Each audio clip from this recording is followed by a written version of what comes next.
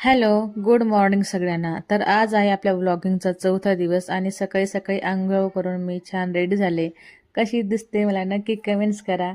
आणि सकाळची सुरुवात केली मी एक ग्लास गरम पाण्याने, कारण सकाळी सकाळी गरम पाणी पिणं आपल्या शरीरासाठी खूप चांगलं असतं.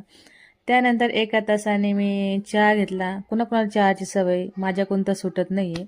आणि मुलांना मग फ्रुट्स खायचे होते, तर कुणाला ॲपल खायचे, कुणाला चिकू खायचे, तर कुणाला पपई खायची. सगळ्यांचे वेगवेगळे नखरे असतात आमच्या घरामध्ये.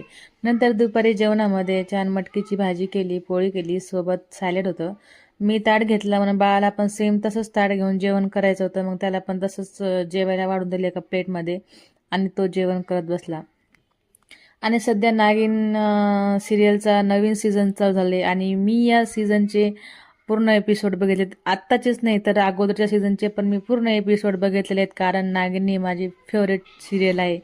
आणि आज संध्याकाळच्या जेवणामध्ये मला उपमा करायचा होता आणि मुलांना मॅगी खायची इच्छा झाली होती. तर मग काय, खायची इच्छा झाली म्हटल्यावर काय नाही म्हणता येतं का.